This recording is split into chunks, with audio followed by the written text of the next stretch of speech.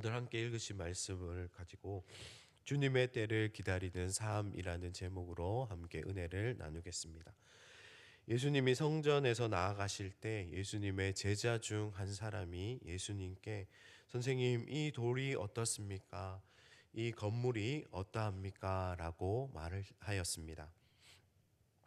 당시 헤롯 대왕은 유대인들이 포로에서 귀환한 뒤 스룹바벨이 지었던 성전을 솔로몬의 성전의 약 2배 정도의 규모로 확장해서 증축하는 공사를 하고 있었습니다.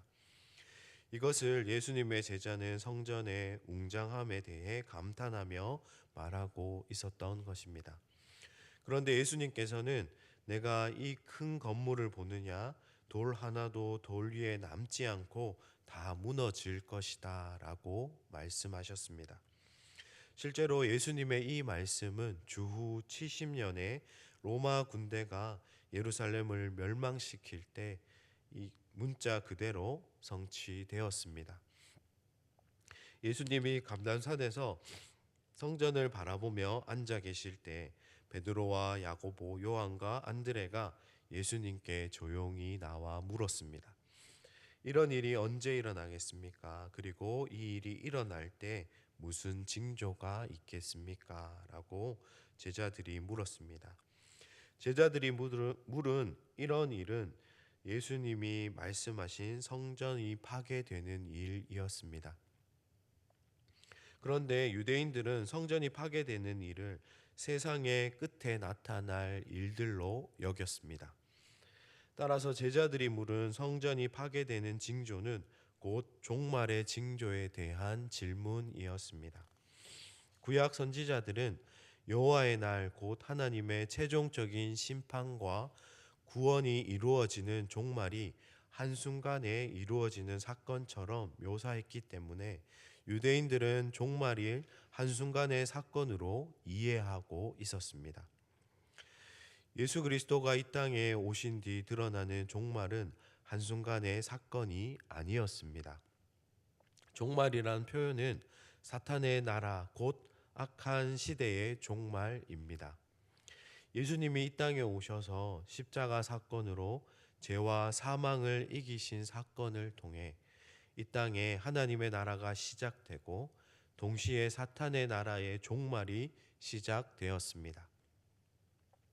부활하시고 승천하셔서 만물의 주가 되신 주님은 하나님의 나라를 확장시키고 다스리시며 택한 백성을 구원하시고 사탄의 나라는 멸망을 향해 가고 있습니다. 그리고 주님이 다시 오실 때, 즉 세상의 끝에는 사탄의 나라는 완전히 멸망할 것이고 하나님의 나라는 완성될 것입니다.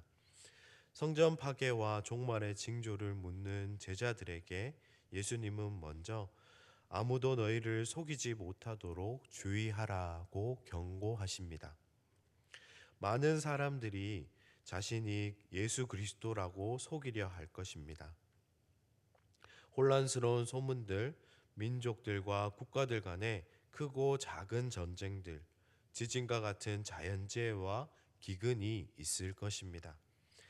예수님은 이렇게 혼란을 일으키는 사람들이나 수시로 일어나는 크고 작은 현상을 볼 때 마치 성전이 파괴되는 사건이 임박한 것처럼 세상 혹은 세상의 끝이 임박한 것처럼 볼 수 있지만 성도는 두려워하거나 미혹되지 말아야 한다고 주의를 주고 계십니다. 이러한 현상은 산모가 아이를 출산하기 전까지 산통이 반복되는 것처럼 계속해서 일어나는 재난의 시작입니다. 하나님의 나라가 힘차게 확장되어 가고 있다는 증거이며 사탄의 나라가 무너져 내리고 있다는 증거입니다.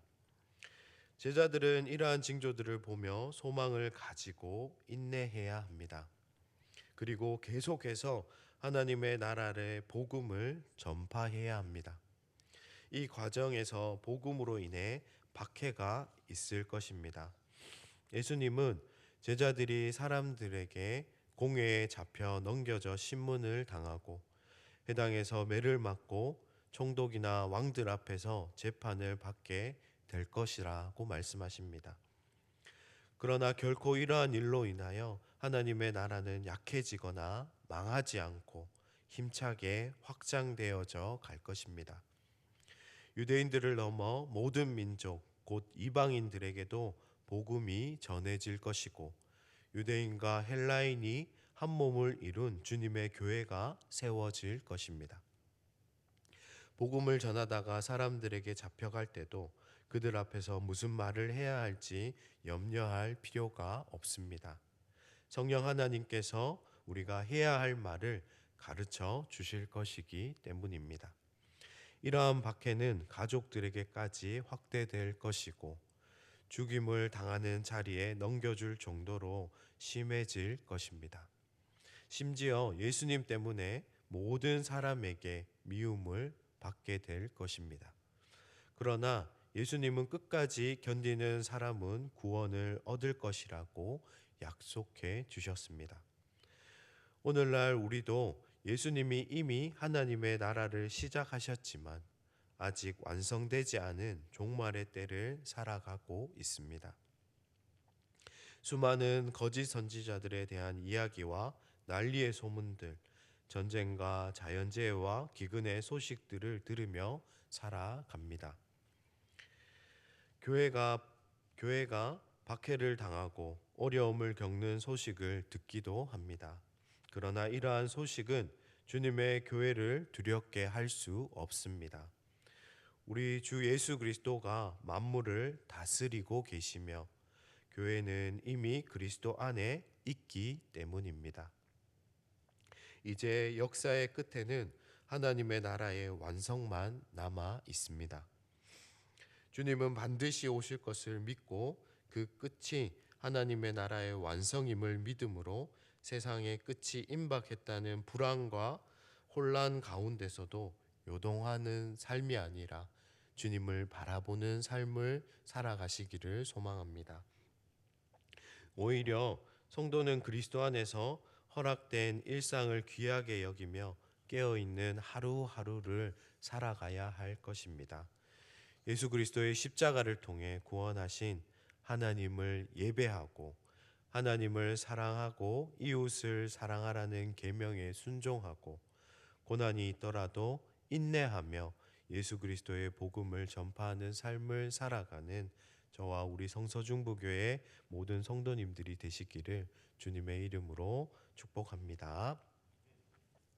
함께 기도하시겠습니다. 참 좋으신 사랑의 하나님, 참 감사합니다. 오늘도 우리에게 주님의 은혜로 하루를 허락하여 주시니 감사합니다. 하나님, 이 삶 가운데 하나님을 바라보는 삶이 되게 하여 주시옵소서. 우리 삶 가운데 어떤 어려움과 고난이 찾아온다 할지라도 하나님께서 우리를 사랑하시고 또 우리에게 그 고난과 힘든 순간들을 견딜 수 있도록 힘을 허락하시는 하나님이심을 믿고 그 하나님과 함께 동행하며 하나님만을 바라보는 삶이 되게 하여 주시옵소서. 또한 하나님께서 우리에게 말씀하신 하나님 사랑과 이웃 사랑의 계명을 끝까지 실천하며 순종하는 우리 삶이 될 수 있도록 주님 은혜를 허락하여 주시옵소서. 그러한 삶을 통하여서 하나님께만 영광 올려드리는 우리 삶이 되도록 오늘 하루가 될 수 있도록 주님 우리에게 은혜를 허락하여 주시옵소서. 이 모든 말씀 우리 주 예수 그리스도 이름으로 감사하며 기도합니다. 아멘.